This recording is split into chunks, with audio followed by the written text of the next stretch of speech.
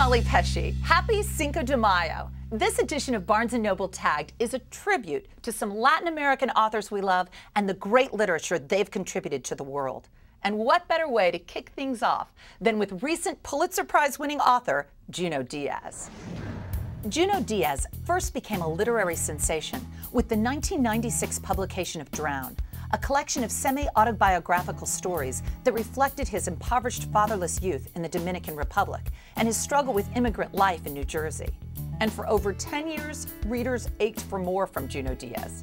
And he really gave it to us with the Pulitzer Prize-winning first novel, The Brief, Wondrous Life of Oscar Wilde.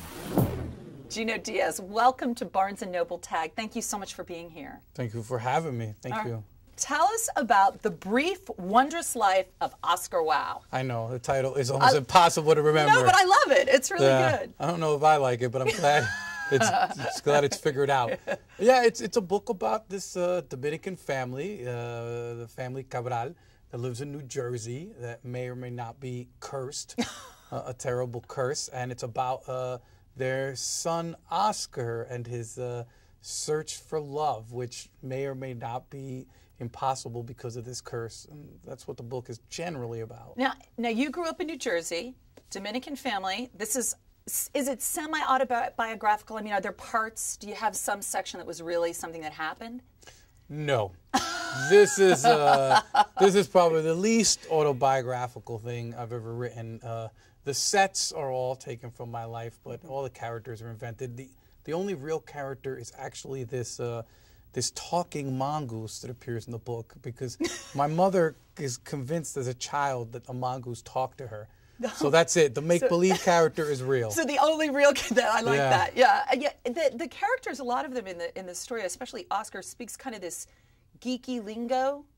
Well, tell us about that. Nerdish. Nerdish. You know, this character, Oscar, part of his problem that he can't get girls is not just a curse, it's this incredible science fiction, comic book, role-playing game dude. And it's kind of like infected his entire life and his vocabulary, so it spills off over into the book, and it is kind of crazy sounding. All right, so the Pulitzer Prize. I mean, did you imagine it ever?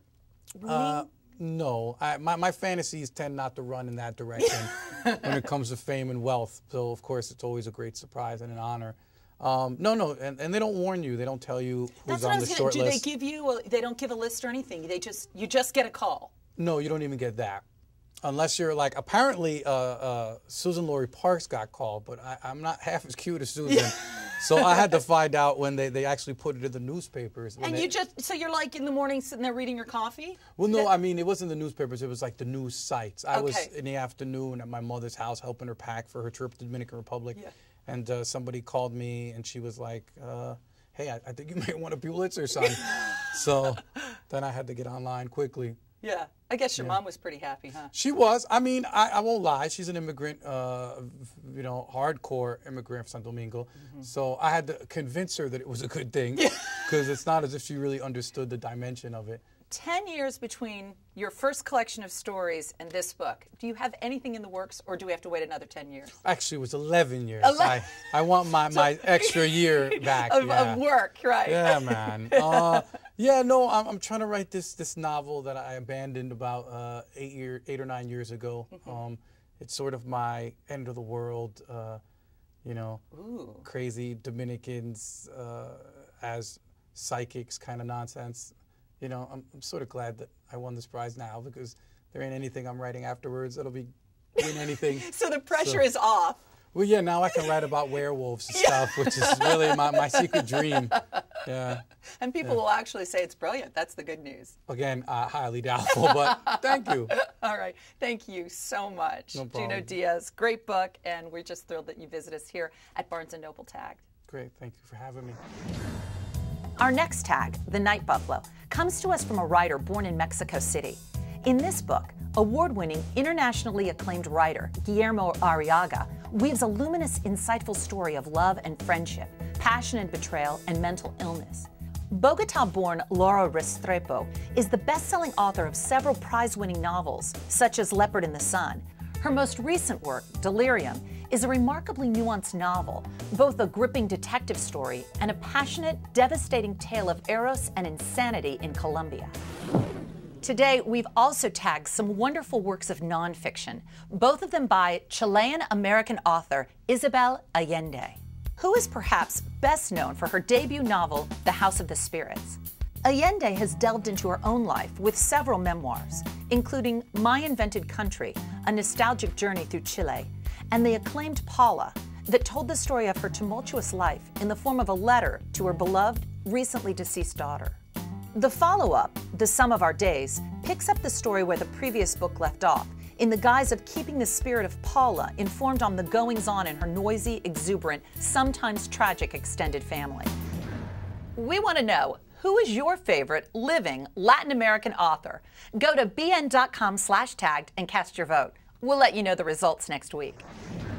The celebration of Cinco de Mayo often goes hand in hand with wonderful meals, so we've tagged a few cookbooks to help you with your fiesta. First, The Art of Mexican Cooking became an instant classic when first published in 1989. It's now back with a brand new introduction from the most celebrated authority on Mexican cooking, Diana Kennedy. The culmination of more than 50 years of living, traveling, and cooking in Mexico, she has created the ultimate guide to cooking authentic Mexican food in your own kitchen. Next, from Food Network and Galavision Univision, cooking star Ingrid Hoffman comes Simply Delicioso, a collection of everyday recipes with a Latin twist. Colombia-born, Hoffman brings us a fresh, vibrant cookbook full of simple recipes with a Latin twist. Perhaps a cookbook is on your list of gifts for this Mother's Day. Last week, we asked you what kind of book makes the best gift for dear old mom.